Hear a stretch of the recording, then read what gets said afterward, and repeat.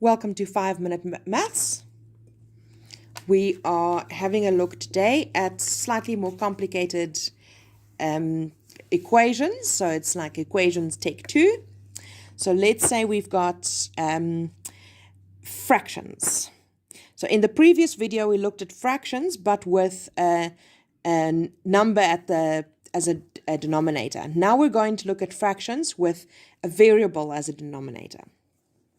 So we've got, say, 1 over 2x plus 2 over 3x minus 6 equals 0. All right, that's our answer. So what we need is to deal with these fractions. We want to get the x by itself, but here the x is part of a fraction. So what we want is we don't want fractions. So we're going to get rid of the fractions. What am I doing? Get rid of fractions. How do we do that? We find the lowest common denominator. Okay, so the lowest common denominator is between this one and this one. 2 and 3 both go into 6. And we've got an x on both sides. So that's our lowest common denominator.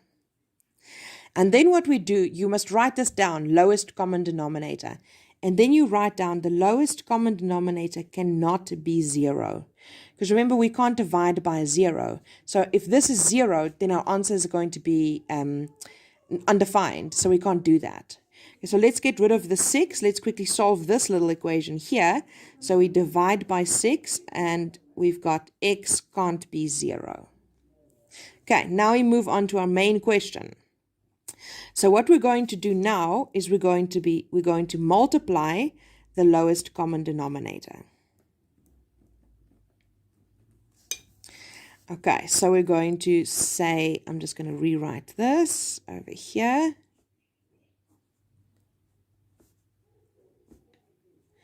Okay, so we're going to multiply everything with our lowest common denominator.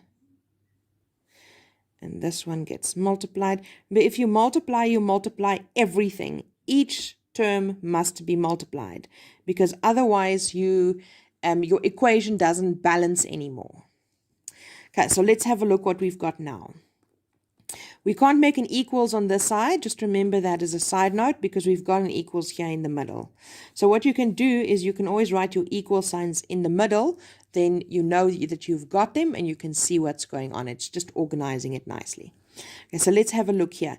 We've got 1 over 2x times 6x. So x cancels out. And 6 divided by 2 is 3.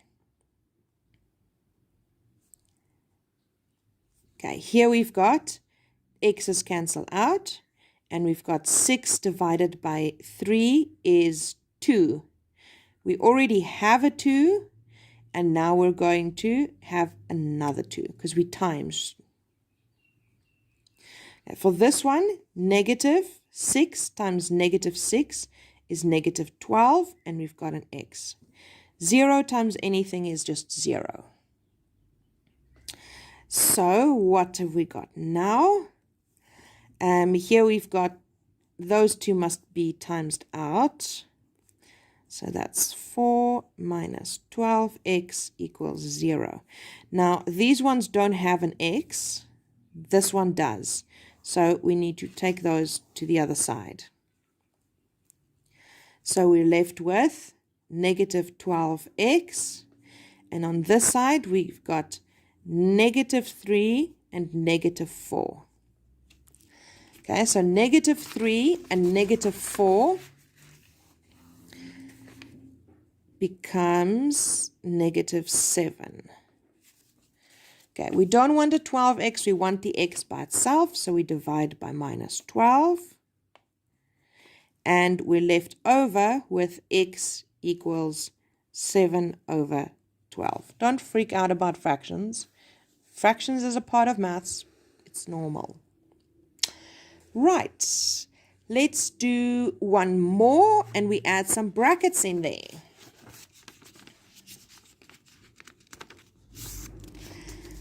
so let's say we've got 3 over 4, 2 minus 3x equals,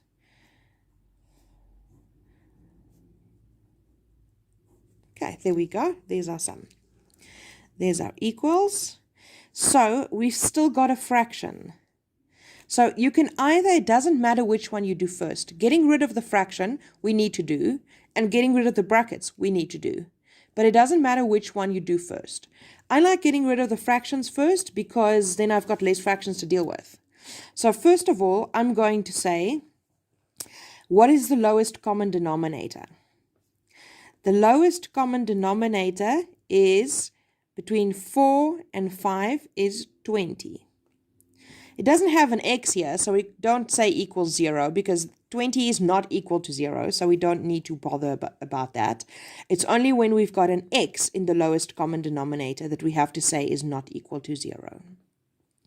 So what are we going to do? We're going to times with the lowest common denominator. So remember, this is one term.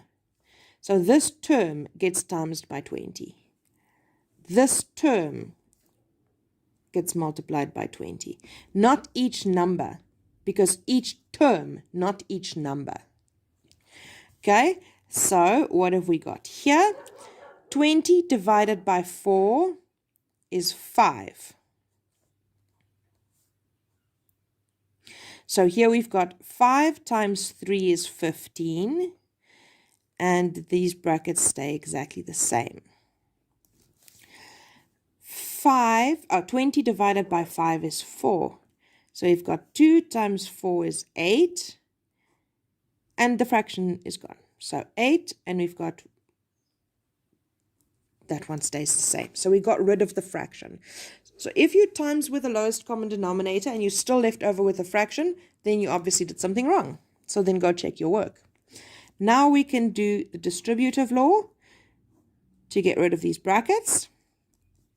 So 15 times 2 is 30. 50 times 3 is 45. 8 times 1 is 8. And 8 times 2 is 16. Now all the x's goes to the one side. And all the numbers on the other side. And so we first write what we have. Here we have negative 45. What did we move? We moved the 16, but it was negative, so it becomes positive. And here we have an 8. We moved a 30. There we go. All right, so what is negative 45 plus 16? You're welcome to work that out in your calculator.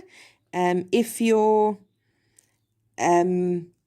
arithmetic, doing that in your head is something that you struggle with, rather do it on the calculator because you don't want to lose marks with something silly like that. Okay, so that's 29x. And here we've got 8 minus 30, which is negative 22. Now we're going to divide by negative 29 and divide by negative 29. And we've got x equals 22 over 29. Usually in your exams, the questions they give you like this would work out nicely, beautiful on a whole number, but I like giving you complicated fractions so that you get used to fractions and it doesn't freak you out. That's it for today.